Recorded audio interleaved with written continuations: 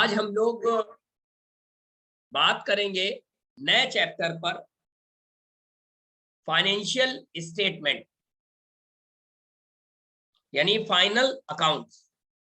और final account में हम बात करेंगे आपसे फाइनल अकाउंट विदाउट एडजस्टमेंट। जैसा कि आप लोगों ने देखा भी होगा अपने सिलेबस में, फाइनल अकाउंट को दो पार्ट में हम लोगों ने डिस्ट्रीब्यूट कर रखा है, एक विदाउट एडजस्टमेंट और एक विद एडजस्टमेंट।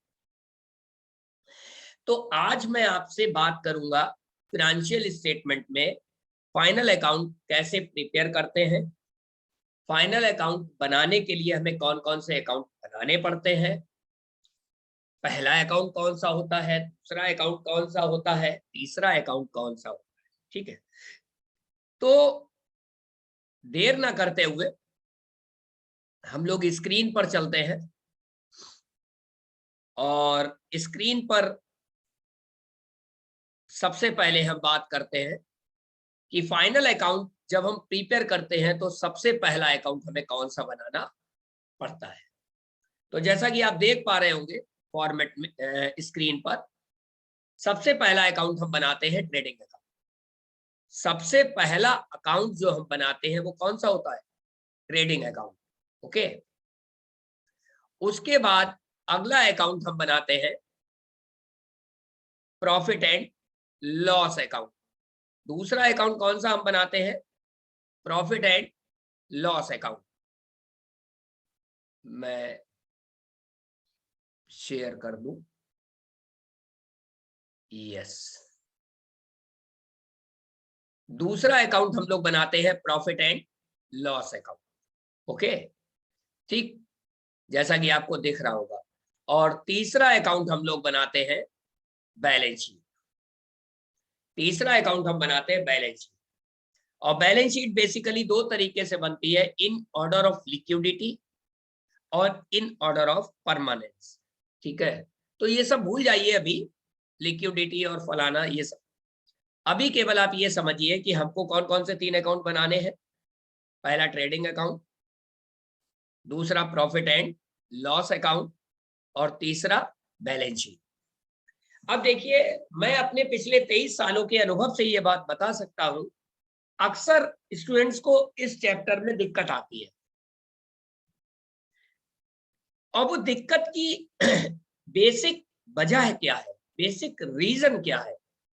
बेसिक रीजन जो मैंने देखा और जो मैंने समझा, तो ये समझ में आया उनको एक्चुअल में कंटेंट नहीं मालूम होती कि कौन सी कंटेंट ट्रेडिंग में आएगी, कौन सी कंटेंट प्रॉफिट एंड लॉस में आएगी और कौन सी कंटेंट बैलेंस शीट में जाएगी। ठीक, तो अब सवाल ये आता है कि ये कैसे संभव है, कैसे संभव है कि हमको पता रहे कि कौन सी कंटेंट ट्रेडिंग का आइटम है, कौन सी कंटेंट प्रॉफिट एंड लॉस का आइटम है और कौन सी कंटेंट बैलेंस शीट का आइटम है। तो मैं आपको केवल एक लाइन में बता सकता हूं, इसका जवाब केवल प्रैक्टिस है। बिकॉज हम लोगों ने पढ़ा है शुरुआत से ही, practice makes a man perfect. यदि आप परफेक्ट बनना चाहते हैं तो आपको प्रैक्टिस करनी पड़ेगी। यदि सचिन तेंदुलकर के क्रिकेट के जगत में 100 शतक हैं, तो उसका मूल कारण है कि उन्होंने उस शतकों को लगाने के लिए बहुत प्रयास किया होगा। क्योंकि सक्सेस कभी भी ओवरनाइट नहीं मिलती, या हिंदी में कहूं तो रातों रात नहीं मिलती। तो देर ना करते हुए हम लोग चलते हैं कि कौन कौन सी चीजें ट्रेडिंग में आती है और ट्रेडिंग में कौन सी चीजें डेबिट में आती है और कौन सी चीजें क्रेडिट में आती है। तो स्क्रीन में आपके सामने है, आप लोग स्क्रीनशॉट भी लेकर रख सकते हैं और बाद में इसको अपने फेयर नोट्स में नोट भी कर सकते हैं, नोट्स भी बना सकते हैं। तो जैसा कि आप देख पा रहे होंगे, ओपनिंग स्टॉक है, परचेज है। परचेज से हम क्या करते हैं, परचेज रिटर्न माइनस कर देते हैं। परचेज रिटर्न को रिटर्न आउटवर्ड भी बोलते हैं, या रिटर्न क्रेडिट लिखा हुआ है, रिटर्न के आगे क्रेडिट लिखा हुआ है तो वो हमेशा परचेज रिटर्न। यानी परचेज रिटर्न के बेसिकली 3 नाम आपको देखने में मिल सकते हैं पेपर में। परचेज रिटर्न, रिटर्न आउटवर्ड और रिटर्न ब्रैकेट में क्रेडिट। ओके, उसके बाद ये जितने भी एक्सपेंस है, ये जो नीचे तक दे रखे, ये सारे एक्सपेंस क्या कहलाते हैं? ये सारे एक्सपेंस कहलाते हैं डायरेक्ट एक्सपेंस। इनको बोलते हैं डायरेक्ट एक्सपेंसेस। ये क्या कहलाते हैं? डायरेक्ट एक्सपेंस का। ओके, डायरेक्ट एक्सपेंस क्या होते हैं? डायरेक्ट एक्सपेंस वो एक्सपेंस होते हैं जो किसी प्रोडक्ट को बनाने में या प्रोडक्ट को परचेज करते समय किए जाते हैं, या यूं कहूं कि प्रोडक्ट के बेचने से पहले जो एक्सपेंस करते हैं, सेल करने से पहले जो एक्सपेंस करते हैं, that is called direct expense. Okay, तो अब आप देखिए कौन कौन से डायरेक्ट होते हैं एक्सपेंस दे रखे हैं, नेम आप पढ़ पा रहे होंगे। कैरेज है, कैरेज इनवर्ड है, कैरेज ऑन परचेज है, एक्सेट्रा एक्सेट्रा, सारी चीजें यहाँ पर दे रखी है। ओके, ठीक है। उसके बाद import duty, wages, productive wages, wages and salary, factory expense. देखिए एक चीज और याद रखिएगा, मैं आपको बता दूं, किसी भी एक्सपेंस के साथ फैक्ट्री जुड़ जाए, फैक्ट्री जुड़ जाए, तो फैक्ट्री यदि किसी एक्सपेंस के साथ जुड़ जाता है तो फैक्ट्री के सारे एक्सपेंस ट्रेडिंग में आते हैं। और किसी भी एक्सपेंस के आगे ऑफिस जुड़ जाए तो वो ट्रेडिंग का होते हुए भी ट्रेडिंग का नहीं रहता, वो कहां चला जाएगा? प्रॉफिट एंड लॉस, क्योंकि ऑफिस का खर्चा कभी ट्रेडिंग में नहीं आता। फॉर एग्जाम्पल जैसे वेजेस लिखा हुआ है, अब लिखा हो यहाँ पर ऑफिस वेजेस, तो ये कहां चला जाएगा? Profit and loss. ओके, ठीक है, तो ये बात आपको समझ आ रही होगी। देखिए मोटे power, stores, manufacturing expense, packing material, सारी चीजें यहाँ पर दे रखी है। ठीक, उसके बाद अब क्या करते हैं? क्रेडिट साइड में देखिए सेल्स लिख लेंगे। सेल्स रिटर्न या रिटर्न इनवर्ड या रिटर्न डेबिट, जैसा कि मैंने अभी आपको बताया कि सेल्स रिटर्न के भी तीन नाम है। सेल्स रिटर्न, रिटर्न इनवर्ड, जो रिटर्न आपको मिलता है that is called sales return, और रिटर्न जिसके आगे डेबिट लिखा हो वो सब सेल्स रिटर्न कहलाता है। माइनस कर देते, नेट अमाउंट बाहर आ जाती है। उसके बाद नंबर 2 में लिखते हैं क्लोजिंग स्टॉक। उसके बाद जो डिफरेंस आएगा डेबिट और क्रेडिट के बीच का, डेबिट और क्रेडिट के बीच का डिफरेंस या तो ग्रॉस प्रॉफिट होगा या फिर ग्रॉस लॉस होगा। ग्रॉस लॉस होगा। कैसे आएगा डिफरेंस? क्रेडिट में से डेबिट माइनस करेंगे और डेबिट में डिफरेंस आ रहा है तो प्रॉफिट, डेबिट से क्रेडिट माइनस करेंगे और क्रेडिट में डिफरेंस आ रहा है तो लॉस। तो आई थिंक आप लोगों को मेरी बात यहाँ पर समझ में आ चुकी है, और मैंने अभी आपको बताने की कोशिश भी की कि ये सारी चीजें प्रैक्टिस पर डिपेंड करती हैं। आप सोचे, अक्सर मैंने देखा है स्टूडेंट्स को, बच्चों को, कि वो लोग फॉर्मेट को लर्न करने की कोशिश करते हैं। मेरा आप सभी लोगों से निवेदन है, इसको लर्न करने की कोशिश ना करिएगा, प्रैक्टिस करने की कोशिश करिएगा। लर्न करने वाली चीजों में मैंने देखा है बच्चे क्या करते हैं, ट्रेडिंग का पीएल में डाला है, पीएल का ट्रेडिंग में डाला है, ट्रेडिंग का बैलेंस शीट में डाला है, बैलेंस शीट का पीएल में डाल दिया, पीएल का कहीं डाल दिया, ये सब जूसर मिक्सर ग्राइंडर बनाते चले जाते हैं, है ना। तो ग्रॉस प्रॉफिट ग्रॉस लॉस कैसे निकलता है ये यहाँ पर ये दे भी रखा है। ठीक है, आप इसको भी स्क्रीनशॉट से नोट करके अपनी कॉपी में लिख सकते हैं, कब ग्रॉस प्रॉफिट आता है और कब ग्रॉस लॉस आता है। ओके, तो ये तो बात हुई ट्रेडिंग अकाउंट की। अब प्रॉफिट एंड लॉस अकाउंट मैं आपको जब पढ़ाऊंगा बताऊंगा इसके बारे में, जब आपका प्रॉफिट एंड लॉस अकाउंट का क्वेश्चन। ठीक, आप स्क्रीनशॉट ले सकते हैं और इस स्क्रीनशॉट से आप अपनी कॉपी में नोट्स बना सकते हैं। ठीक है, ठीक। इस तरीके से फिर बैलेंस शीट आ जाती है। बैलेंस शीट का भी आप स्क्रीनशॉट ले लें और कॉपी में अपने नोट्स तैयार कर ले। ठीक, नोट्स तैयार हो जाने के बाद आपका सबसे पहला काम क्या होगा? नोट्स तैयार हो जाने के बाद आपका सबसे पहला काम क्या होगा? सबसे पहला काम होगा ट्रेडिंग अकाउंट के क्वेश्चंस को सॉल्व करना। तो आइए देर ना करते हुए अब हम चलते हैं सबसे पहले ट्रेडिंग अकाउंट के कुछ न्यूमेरिकल क्वेश्चंस पर। ठीक है, तो जैसा कि आपके सामने क्वेश्चन दिया भी हुआ है, prepare trading account of mister Satish Shah for the year ended 31 मार्च 2015।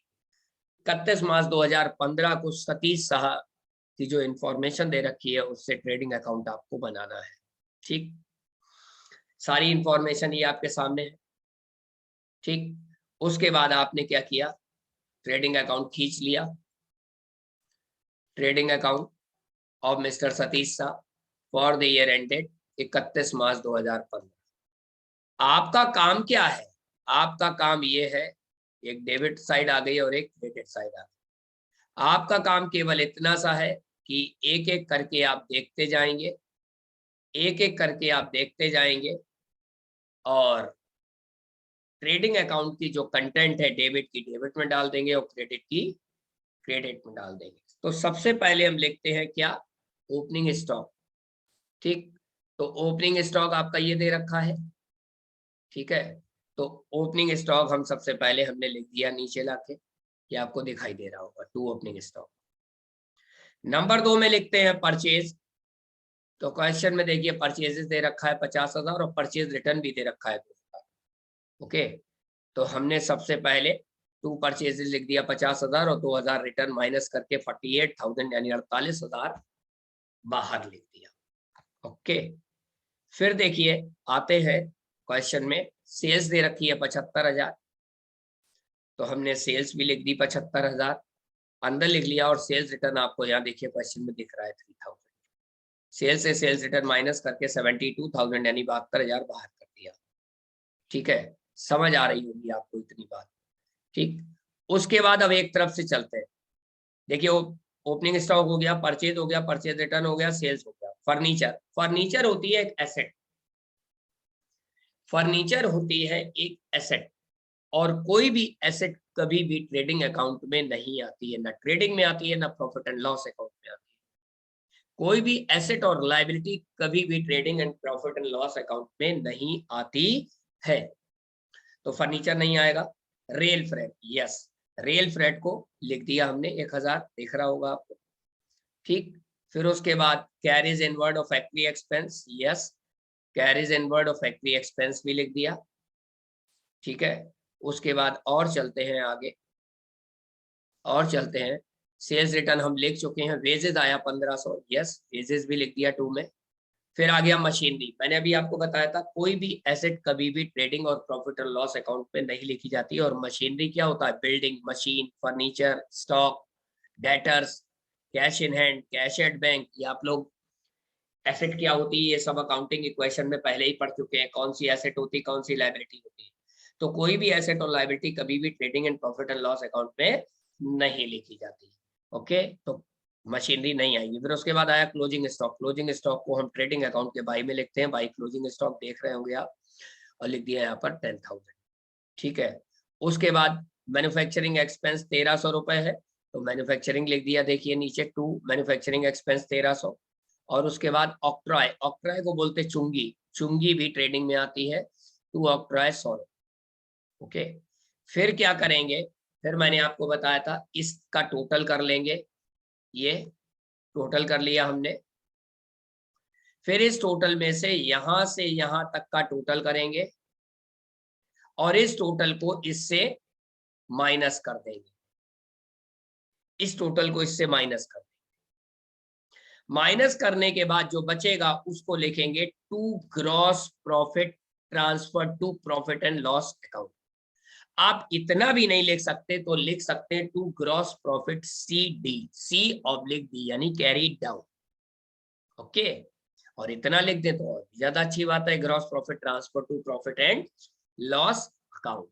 और उसके बाद जब पेपर में क्वेश्चन आता है तो जो कंटेंट हम नहीं लिखते उसे नीचे नोट करके लिख देते, जैसा कि क्वेश्चन में आप देख रहे होंगे, note machinery and furniture are assets as such they will not appear in the trading account. मैंने अभी आपको बताया था कि कोई भी एसेट और लायबिलिटी कभी भी ट्रेडिंग अकाउंट में शो नहीं की जाती। तो इस तरीके से हमारा ट्रेडिंग अकाउंट फिनिश हो जाता है। सवाल क्या आता है, क्या ट्रेडिंग अकाउंट इतना ही है? सवाल आता है क्या ट्रेडिंग अकाउंट इतना ही है? नहीं, ऐसा कुछ भी नहीं है। ट्रेडिंग अकाउंट में प्रैक्टिस के बहुत सारे क्वेश्चंस हैं, बहुत सारे क्वेश्चंस हैं। अब आपके दिमाग में आ रहा होगा यदि बहुत सारे क्वेश्चन है तो फिर ये एक ही क्वेश्चन क्यों?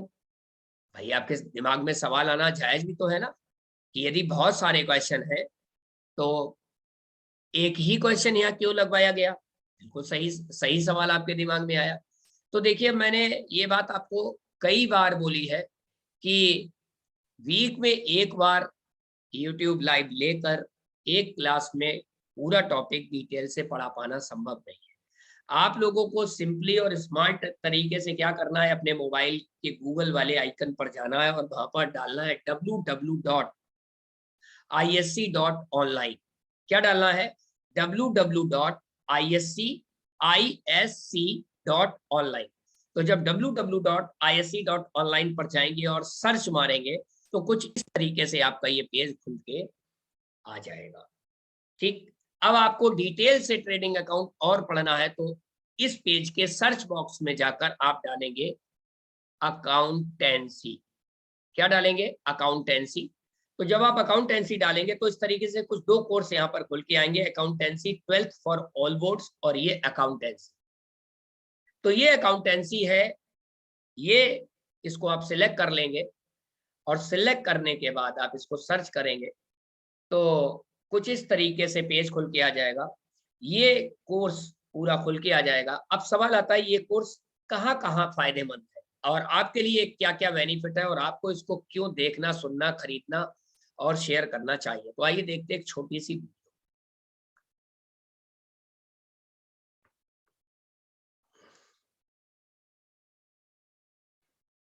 स्टूडेंट्स, मैं संजय रस्तोगी, फर्रुखाबाद, उत्तर प्रदेश से। मैं अपने बारे में बात करूं तो मेरी qualification MA, MCOM, LLB, EMBA और मैं अपने छात्र जीवन में शुरू से टॉपर रहा हूं। मैं पिछले 22 सालों से अकाउंट्स और लॉ की क्लासेस रन कर रहा हूं। मैं अपने शहर फर्रुखाबाद में 11th 12th UP board, CBSE, ISC, इसके साथ साथ BCom, MCom, CA foundation, CS foundation की क्लासेस को बहुत सक्सेसफुली एक ब्रांड के तौर पर या यूं कहूं तो मोनोपोली के तौर पर रन करता चला आ रहा हूं। और इसके साथ साथ मेरी कई बुक्स भी अलग अलग पब्लिकेशंस के थ्रू आ चुकी हैं। मेरी प्रमुख बुक्स में जो मेरी कुछ मेन बुक्स हैं उनका मैं नाम आपको बता दूं जो मैंने खुद लिखी हुई हैं। फाइनेंशियल अकाउंटिंग, जो कि विभिन्न यूनिवर्सिटीज में BCom पार्ट 1 के सिलेबस में चलती है। इसके साथ ही साथ बिजनेस स्टैटिक्स, जो कई यूनिवर्सिटीज में BCom पार्ट 1 में है, किसी किसी में BCom सेकेंड ईयर में भी है। ये किताबें मेरे द्वारा लिखी गई हैं। अब मैं आज आपसे बात करूं तो मैं आज बहुत खुश हूं क्योंकि इंडिया स्किल कैपिटल ने मेरी नॉलेज और विजडम को एक डिजिटल प्लेटफॉर्म दे दिया है। अभी तक तो मैं अपनी नॉलेज और विजडम फर्रुखाबाद के स्टूडेंट्स के साथ शेयर कर पाता था।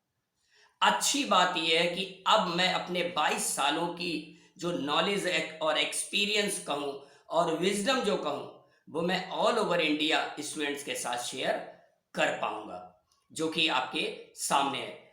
मैं यहां अकाउंटेंसी का कोर्स लेकर आया हूं जिसको मैंने फंडामेंटल्स ऑफ अकाउंटेंसी के तौर पर तैयार किया है ना, फंडामेंटल्स ऑफ अकाउंटिंग के तौर पर, जिसकी डिटेल डिस्क्रिप्शन में दे रखी है। अब सवाल ये आता है ये कोर्स किस किस के लिए बेनिफिशियल है। तो ये course 11th 12th UP board, CBSE, ISC के स्टूडेंट्स के लिए उनके सिलेबस को कवर करेगा। साथ ही साथ सीए फाउंडेशन और सीएस फाउंडेशन में जो अकाउंटेंसी का सिलेबस होता है उसको कवर करेगा। उसके बाद ये उन सभी लोगों के लिए कोर्स बहुत ज्यादा बेनिफिशियल है जो अकाउंटेंसी की नॉलेज लेना चाहते हैं। इसके साथ साथ यदि कोई स्टूडेंट अकाउंटिंग की टैली सीख रहा है तो टैली सीखते समय हमको यदि अकाउंटेंसी की नॉलेज अच्छे से है तो हम टैली भी बड़ा अच्छे से सीख पाते हैं। तो उन स्टूडेंट्स के लिए बहुत मदद करेगा और ये उनके लिए भी और ज्यादा मदद करेगा जो लोग अकाउंटेंसी की बेसिक नॉलेज लेना चाहते हैं। अब बात आगे की आती है, इस कोर्स को करने के बाद आपको अकाउंटेंसी के फंडामेंटल की नॉलेज बहुत अच्छे से हो जाएगी, बहुत अच्छे से हो जाएगी। और जब नॉलेज आपको अच्छे से होती है तो आप अपना कोई भी काम बहुत इजीली कर पाते हैं। और आपको इसकी एक बात बताऊं कि ये जो अकाउंटेंसी का जो मैंने कोर्स तैयार किया है ये बेसिक अकाउंटेंसी के तौर पर तैयार किया है।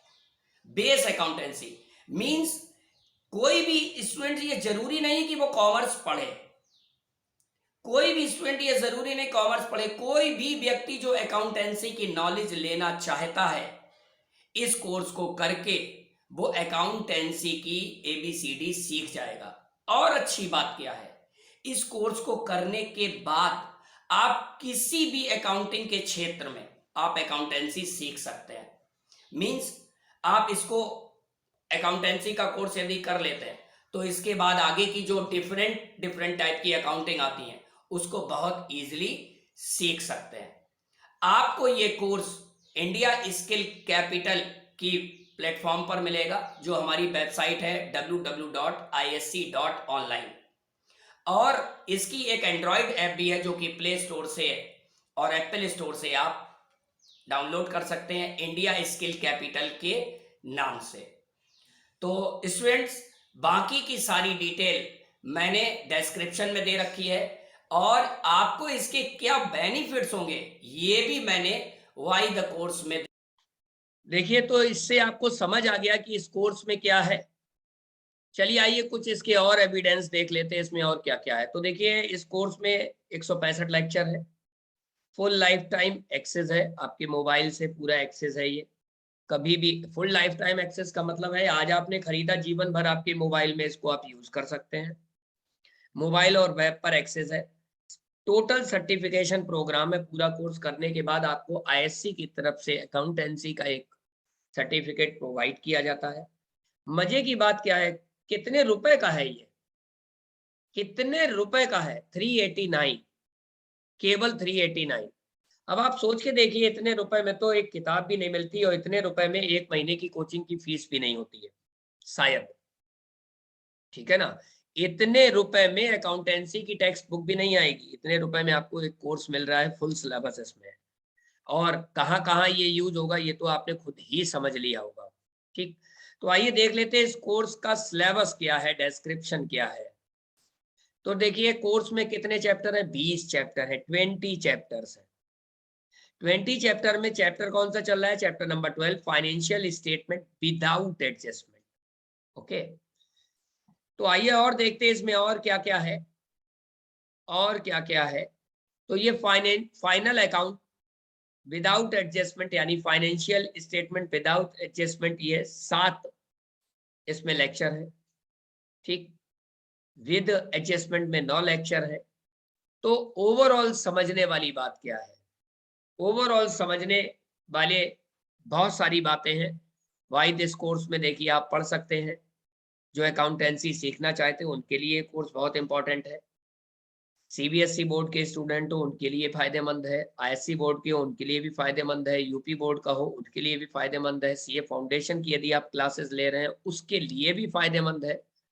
या कोई भी ऐसा बंदा जो अकाउंटेंसी सीखना चाहता है, या कोई ऐसा बंदा जो कि जहां किसी जगह पर अपने प्रमोशन के लिए जा रहा है, या कहीं कोई ऐसा सेक्टर है जहां पर आगे बढ़ने के लिए पहले अकाउंटेंसी सीखना पड़ेगा, तो उसके लिए कोर्स वरदान से कम नहीं है। और मैंने डिजिटल वे में इसको प्रेजेंट करने के लिए अपने 23 साल का अनुभव लगा दिया है। अमाउंट इसकी इतनी कम केवल इसलिए रखी है क्योंकि मैंने अभी आपको बोला था कि मैं एक गरीब और अत्यंत साधारण परिवार से आया हूं और मेरे जीवन का एक सपना था कि जब मैं कामयाब हो जाऊंगा तो मैं ऐसा काम जरूर करूंगा जिससे कि लोगों में शिक्षा और चीजों का प्रचार हो। ऐसे लोगों तक शिक्षा जरूर पहुंचे जो वास्तव में शिक्षा पाना चाहते हैं और किसी भी कारण से पैसा उनके शिक्षा पाने में बाधा आ रहा है। अब आप कहेंगे कि जब बाधा आ रहा है, इतना ही दान करना चाहते तो पैसा क्यों लगाया? Yes, exactly, you are right. मैंने पैसा इसका लगाया टोकन मनी के रूप में कि मेरी इस मेहनत का और मेरी इस साधना का, मेरी इस तप का दुरुपयोग कोई ना करे, क्योंकि फ्री कर दूंगा तो हर व्यक्ति डाउनलोड करेगा और इतना पैसा तो कोई भी दे सकता है। एक अच्छी टेक्स्ट बुक परचेज कर ली, एक आपने ये कोर्स परचेज कर लिया। आप कहीं पे भी हैं जहां आपको शिक्षक नहीं मिल सकते, जहां आपको शिक्षक नहीं मिल पा रहे हैं, दूर दराज के क्षेत्रों में है, आपने एक बुक परचेज कर ली है और कोर्स ले लिया। बिलीव मानिए, यदि आप वास्तव में पढ़ना चाहते तो इन दोनों चीजों के सहारे आप बहुत अच्छी नॉलेज अटेम्प्ट कर सकते हैं। अब आपके दिमाग में आ रहा होगा कि कैसे कोर्स को खरीदने। तो कोर्स को खरीदने के लिए बहुत ज्यादा परेशान होने की जरूरत नहीं है। डिस्क्रिप्शन बॉक्स में इसको परचेज करने का लिंक दिया होगा। उसके बाद भी यदि कोई समस्या आए तो सारी समस्याओं का एक जवाब है, और वो जवाब क्या है मैं आपको बता दूं। ये जवाब है 9415146744। इस नंबर पर आप कॉल कर सकते हैं, व्हाट्सएप कर सकते हैं। कोर्स को खरीदने के लिए कोई समस्या आ रही है, खरीदने के बाद कोई समस्या आ रही है, खरीदने के बाद पढ़ रहे हैं उसमें कोई समस्या आ रही है, बेहिचक मुझे आप कॉल कर सकते हैं, व्हाट्सएप पे मैसेज डाल सकते हैं। मेरी कॉल पिक नहीं भी होगी तो आप व्हाट्सएप पे मैसेज छोड़ दीजिए कि sir this this this this this, मैं उसके रिगार्डिंग फिर आपसे जब फ्री होऊंगा तो आपसे बात कर लूंगा।